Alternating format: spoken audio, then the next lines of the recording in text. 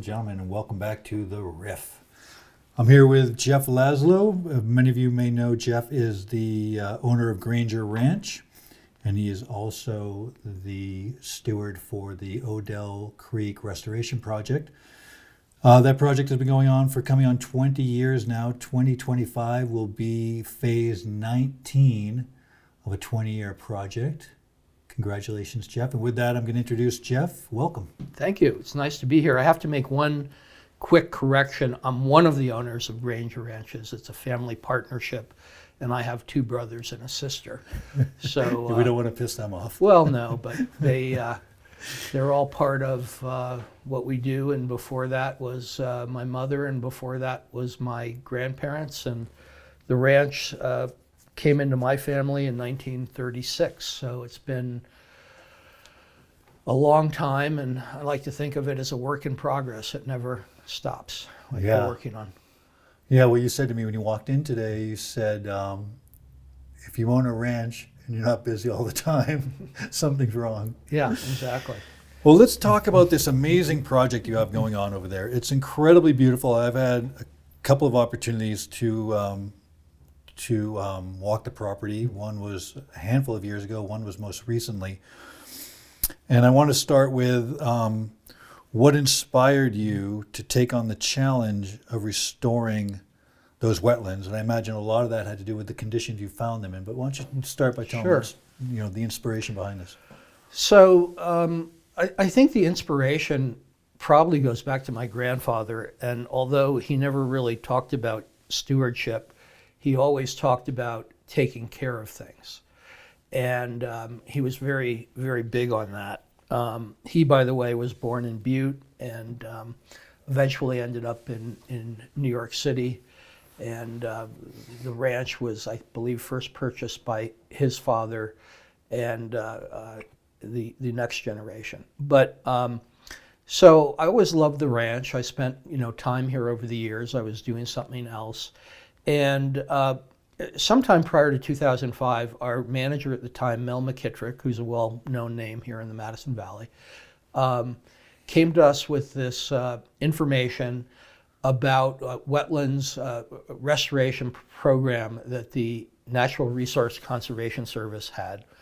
And we explored that. It was an interesting opportunity, but ultimately we decided not to do that.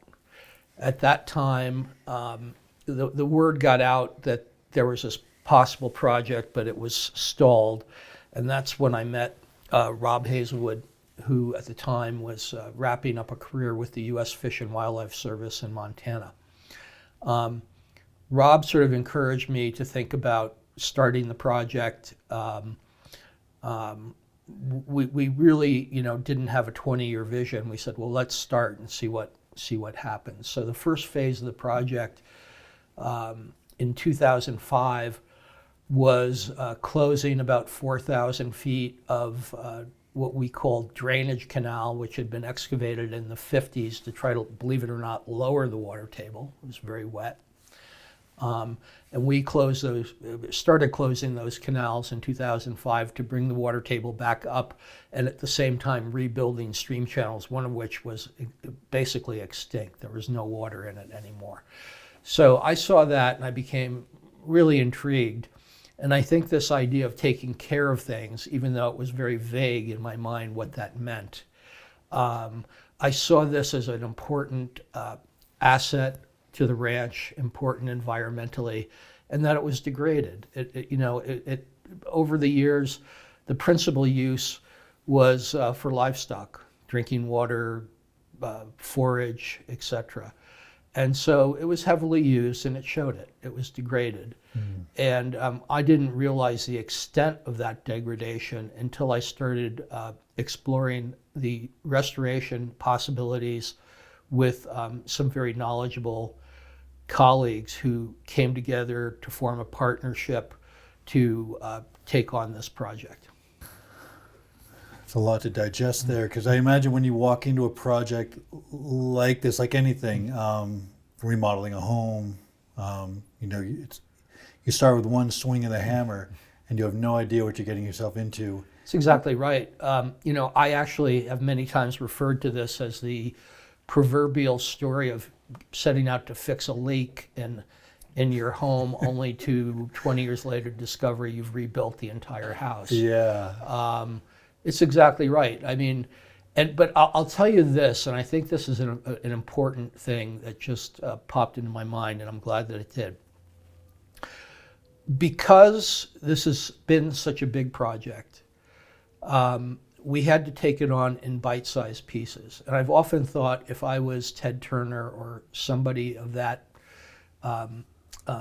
wealth, and I could have just handed somebody a blank check, signed blank check, and said, call me when it's done, I don't believe we would have ended up with near the excellent results that we've ended up with. Right. And the reason for that is it's very complex. It's a very complicated undertaking on many levels. And by doing it in small annual phases, we've learned a lot. And even the most seasoned professionals have learned a lot. And I've learned a lot. And that's really important because every piece of land is very different. You can start by applying your best knowledge, information, experience, etc.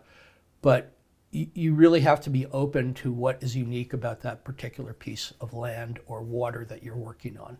And so we learned a lot from the beginning, and I think that really, to me, is one of the most valuable parts of what we've done, that even people who've spent an entire lifetime, entire careers working in natural resources and restoration have learned a lot from this. Yeah. And in fact, we've been very lucky to have done a lot of monitoring, including birds and vegetation and water, etc. And so we take that information, and we also take what, when we complete a phase, what we really liked that we did and what we may not have liked so much. And that opens the door for discussion for what we're going to do next. Yeah, wonderful. Well, you did bring up funding. Let's talk about that for a sec. This is a massive ongoing project. How do you fund this project? It's a really good question. And, funding, like everything else, is complicated. You know that as well as anybody. And I found it sort of interesting and at times, slightly frustrating that you'd think a project like this that has such a track record and demonstrable success, that funding project phases would get easier, but it doesn't necessarily happen like that. So to get back directly to your question, when we started in 2005, Rob Hazelwood, who I mentioned, was a biologist with the U.S. Fish and Wildlife Service. He was working with PPL Montana at the time, which was the predecessor to Northwestern Energy. And they had the license for operating the hydroelectric systems on the Madison and Missouri rivers. And part of that license requires mitigation of the impacts of their operation. So this was a great project for them, and they knew it better than I did. So the first phase of the project was funded strictly by PPL Montana. Once we did that, others began to take notice.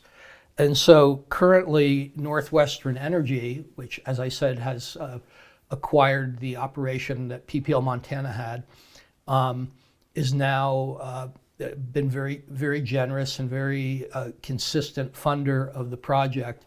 They inherited the obligation of the FERC license, Federal Energy Regulatory Commission. So this is a really good project for them. And I think on top of that, the water that we conserve, and a big part of this is conservation and conservation of water and water quality. That's what goes through their facilities to generate electricity. So in fact, it's the resource they're selling to their customers. So with every project phase, the funding's been a little different. They've been pretty constant. They have been constant. U.S. Fish and Wildlife Service has a program or at least they have had a program called Partners for Fish and Wildlife, I believe, which is strictly to fund projects on private land. So they've come in with some money. And then there's been private philanthropy. I should mention, of course, the Madison River Foundation has been a part of this for a long time. And we've really enjoyed a good working relationship together. And the state of Montana, Fish, Wildlife, and Parks has been involved too, but to a lesser degree. And I think that the funding is important to understand. And I would just wrap up my answer to your question by saying that the majority of the funding has been from private sources.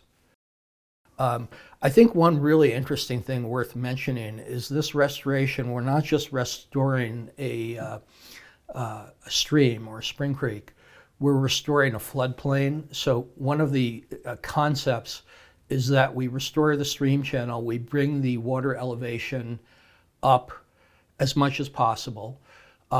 That re-wets the floodplain through wicking, and I'm not exactly sure what the term is. It's like a sponge effect. And because these soils are wetland soils, they store the water in place. And so if you can imagine, filling a bathtub during the course of a hot summer, that water table is being filled, that sponge is being saturated. It gets to the point where it's completely saturated, and then that water goes back into the stream down valley and into the Madison River. So one of the outcomes that we think we are achieving is essentially an underground reservoir. Mm-hmm. And that reservoir is, I think, more valuable than what we would traditionally think of as a reservoir, because it is providing water and nutrients for very, very diverse vegetation along the floodplain, over 200 different plant species.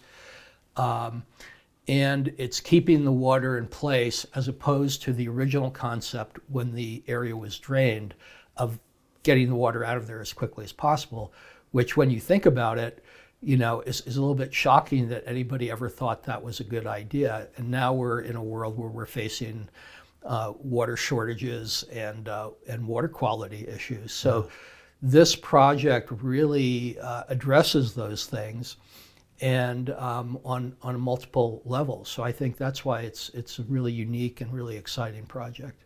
Yeah, and it really does impact the entire valley's ecosystem, mm-hmm. right?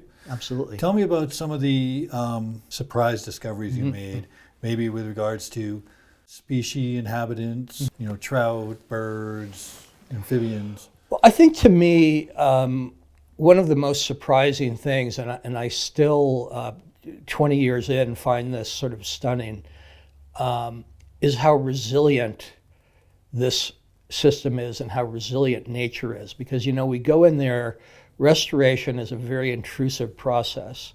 And we're digging and we're moving dirt and rocks and heavy equipment in the stream itself.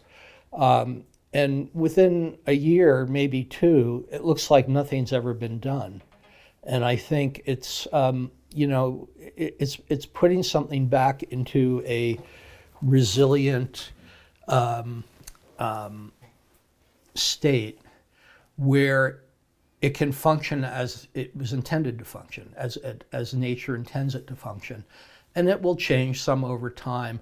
But I think that's been the most surprising thing for me, to see how quickly, after this intrusive process, that it becomes, very whole again. From a fishery perspective, that happens really quickly. And I think we have, so far, we've worked on a lot of different size channels, a lot of different depths and velocities, et cetera. And so there's habitat for big fish, there's habitat for small fish, there's habitat for spawning. And that's kind of what we're going for. I'll tell you one other thing that has surprised me personally is I've become as interested in the vegetation response as I have been in the aquatic response, maybe more so, because Interesting. I'm seeing how important that diversity and that robust, vigorous plant community is to the insects, to the aquatic environment as well. And so that's been surprising to kind of get a better understanding of how those things go together. And they do. So, I mean, there have been all kinds of surprises, but to me, I think those have been the biggest. And I will also say that really a very, very unexpected result has been the amount of community support we've received for the project, because I think people understand the importance and value of this to everything that all of us care about here, that choose to live in this area, right? Yeah. And so the fish and the birds and the water, the boundaries are arbitrary to all those things, right? And so improving this ecosystem, and it's a gigantic ecosystem, so step by step, I see it not as incremental but as exponential. So with every little bit we do, I think the benefit and the result is exponential, as opposed to another 1,000 feet of stream channel or whatever. Yeah. Oh.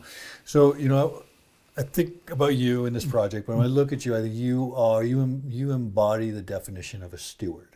Thank you. Yeah, you're welcome. Well, thank you. With that knowledge, with this 20 years of knowledge, what role do you believe that we as a community can play in combating environmental degradation, on a local level? That's a really great question, and it's a pretty difficult question to answer. I will say what I've discovered, the first steps of conservation starts with conversation. You have to first understand what the problem is, and then understand what potentially can be done about it, and also the economics of taking whatever course of action you choose to. I basically view all environmental ecological issues as economic issues, because it often, or most likely and most of the time, comes down to money, right? Can you afford to change how something's used? Getting back to your funding question, can you put together money to address taking some course of action? I think, having had these kinds of conversations many times, it's a little bit of a cliche, but I think it's very true that you have to start with the things that you agree on, right? And so, what it's like to herd cats, to try to get a bunch of people to agree on something. So I think you have to start with, what can we agree on? What do we all think is important? And that's the start. And then you have to explore, how to fund it. And that comes down to political will, and whether our state and federal governments and society as a whole views these sorts of things as important. And I'll just throw into the mix that I think nationally and globally, there's a lot of conversation about climate change and the impacts that is having and may have in the future. And so these sorts of projects, while we all love fish and we all love great scenery, etc., I believe we have a challenge ahead of us as to how we're going to preserve, protect, and enhance our water. I was going to say our cold water fisheries, but I'm going to come back to just water, period, right? Yeah. And so the question is really, as a country and as a global community, what value do we place on protecting our environment and protecting the species and the biodiversity that depend on that environment and ultimately on us. Yeah, great perspective on that. Thank you. I want to wrap this up by just asking you one question about your greatest joy in 20 years. What was the Wow. was there a moment of joy that just made it all worthwhile?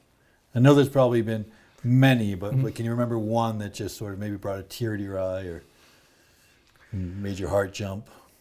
Well, once again, you've asked me a hard question because there have been many. And it's really hard to identify one. But I will say that we've done a fair amount of education, bringing student groups and resource professionals and what have you on site to discuss what we're discussing today. And I think on many occasions, people have come up to me and they have said how grateful they were and how this confirmed in their own being that this is the kind of thing they want to work on in their lifetime. And that's really satisfying. I've had many people, there's been a film or two made about this, comments that, this gives them hope. So I think anything that can give any of us hope in our lives is an important, wonderful thing. Yeah. And so to think that something that I've done or that I am doing gives people hope, I think that is what drives me. Excellent. Well, Jeff, you are an inspiration, and I want to thank you for all of your hard work and restoring and enhancing our watershed. It's important work you're doing, and I just want to say thank you from me personally. Well, I appreciate that very much. And, I'll just tell you to wrap up that I consider myself very fortunate to have the opportunity to do what I'm doing. Yeah. And it's been an incredible learning experience for me. It's been a life-changing experience for me. And though I've used the line too many times, and therefore it's somewhat corny, I'll say that the project has not just been a transformation of land and water, but it's been a transformation of people. Great. Great. Well, thank you. And folks, that's all we have time for today. But as a reminder, here at the Foundation, we believe a healthy river equals a thriving community. And Jeff, I think you have proven that tagline today. Well, I hope so. And thank you for the opportunity to do this. Absolutely.